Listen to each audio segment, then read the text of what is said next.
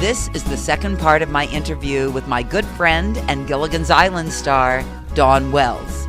I know there are guys out there who fantasized about Marianne when you were growing up, right?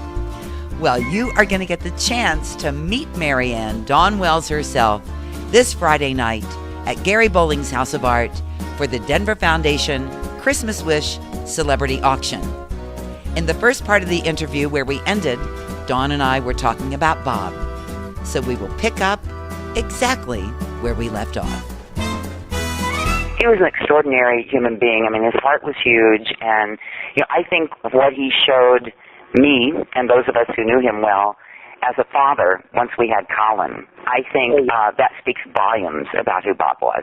I have 2 or 3 quotes that I talk about Bob, starting with when he'd come in at the beginning of the series, and he'd be all tired, and he'd look tired. I'd say, Bobby, you look just tired. Well, we had to build a spider farm last night with the kids, so we had to name them all, and that Or it would be prior to Halloween, and you'd see Bob at the mall with 25 kids behind him. I mean, he loved children. And then with Colin, Bob took a hold of my hand one day, and he looked me right in the eye, and he said, I am so lucky to have a son like Colin. We communicate on a level people never understand. Most fathers will never understand the level of communication that I feel with my son. How many men, and I don't mean to be disrespectful to your male audiences, but how many men, women have a nurturing side more than men do, and how many men would take a child with a difficulty and embrace it? That's true. For the listeners who don't know, because some listeners probably don't know, that Bob and I have a severely autistic son. That's who we're talking about, that we cared for by ourselves for 20 years. And Bob really set aside everything, the last 20 years of his life, when it came to career or anything else, to be with me and take care of our son. Yes.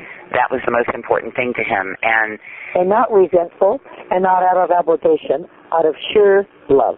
Complete love, and not only for Colin, but for me, because it would be so easy, I would think, for a man to say, well, you handle this, I'm going to be in Hollywood doing my thing here, or I'm going to be off doing a play without you, or whatever. Someone to do it for him. And he never ever, it just wasn't even discussed. It was just never even a possibility that he would. Nor would he talk about it to get the accolades from the public. No. Would he go on and say, and I'm taking care of to get the publicity? He never did. Most people, his most diehard fans don't know this about him. That's right. Because it was a private thing. It was just us. And, it's interesting to me because I know having that kind of problem, a special needs, person, child that you take care of, that way can break up a lot of marriages. And it really made ours stronger. It really did. Yes, and we were pretty darn strong to begin with, Yes, but it gave it another dimension. I have a really dear friends in Tampa, Florida, who have 2 severely. I can't even imagine. Yeah, 2. Well, they just lost a son just about a month ago. Oh, 37, and she could not go to the grocery store without a registered nurse taking care of her. Wow. And I've never seen a marriage so strong. I mean, it's really something. God gives us gifts like that, I think so too. I don't think it's the way you were raised. I don't think God gave him that soul, gave you the soul for you two to find each other. Honestly, because when we did find each other, it was immediate. I mean, there was no, I think I like you. It was like right away, there you are. Like we'd been looking for each other forever, And then he had a couple of wives. I mean, he tried a couple of times. Oh, he was married 3 times before me. Yeah. And none of them stuck. Well, and it's interesting that we're talking about this, we're getting very emotional and very deep. But the world today needs this. Kids are hanging out and hooking up, and I'm wondering where this depth is going to develop. Years ago, when everybody went to war, World War II, the women stayed home and worked, and there was a real devotion to the country and to each other. Then we're also now fragmented. But I just look at what's happening. I don't have kids, so I look at what's happening and think, gosh, where's it going? I just listened to a big thing today on education and how bad our school system is. Well, that's our future, folks. That is. Those are the ones who will be running the country. If they can't get out of high school, I'm in trouble in 20 years. Well, that's for sure. It's not like it was, sounding like an old fogey here, but it's not like when we were young. I remember growing up here in West Virginia, and our education was top-notch, and one wouldn't think that about the state of West Virginia, but it was. Where I grew up was number 2 in the country. They wanted to get rid of football. And I run a family foundation as well as you doing yours, and it's it's wonderful to see what people with some money can do to help, and foundations, everybody's in trouble right now. All money is down to the final penny, and yet foundations have to give 5% away. Yeah. We have to give 5% away, and boy, the 5% that we have to give away, there are 1,000 more people asking.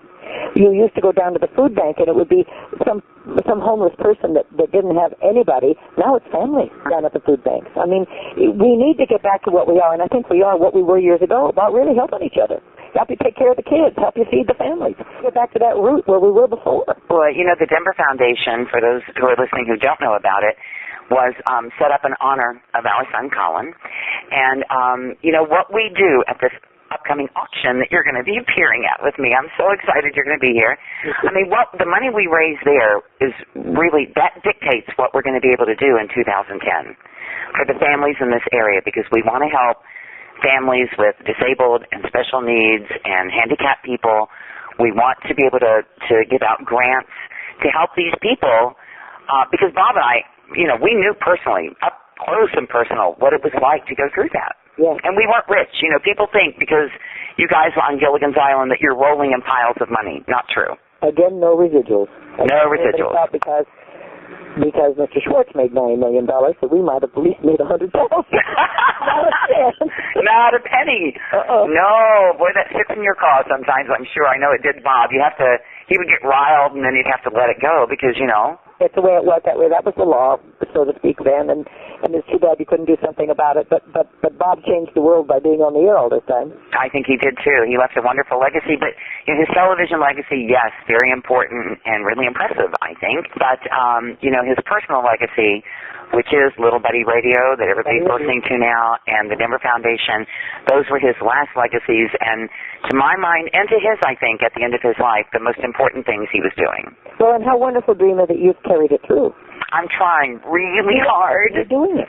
I'm trying really hard to, keep everything going. I've managed to so far, but of course, when it comes to the foundation, it's what you said. We need, the people who are able to, even if people can just give $1. I was thinking about this the other day. If something that one of you are involved in, your foundation or our foundation, if every Gilligan fan, in the United States gave $1, can you imagine? Oh my gosh! I mean, and everybody can afford to give $1. Yes.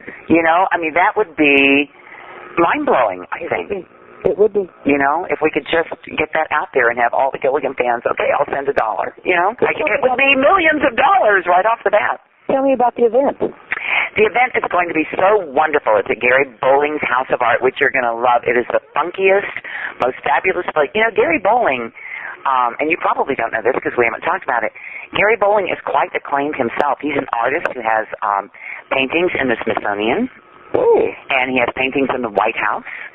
And he grew up here just like I did. He was a couple of years ahead of me in school, and at the time he was growing up and wanted to be an artist, there was nobody to nurture him in this area. So he came back and started the House of Art in order to nurture young artists in this area. And when he and I hooked up, when we met each other, and my passion is music and independent artists and all of that, we decided, it was a marriage made in heaven, the Denver Foundation and his foundation. He's a foundation also, working together. So, this is the Denver Foundation's biggest fundraiser, and we're having it at Gary Bowling's, and starts at 6 o'clock, an hour of cocktails and live jazz, which I think is going to be lovely. Oh, wonderful. Yeah. And then, do you love jazz? I love jazz. Jazz. We're not hip-hopping, I'm so glad. I don't know how to hip-hop, but jazz I can identify with. Yeah. Oh, I've heard these guys. They're absolutely marvelous. Dr. Jeffrey Greenberg, which a lot of people around here will know, and Bob McGraw, and their band, and they do the best smooth jazz. I'm not kidding. Stay with Little Buddy Radio for part 3, the final part of my interview with Dawn Wells, same time next hour.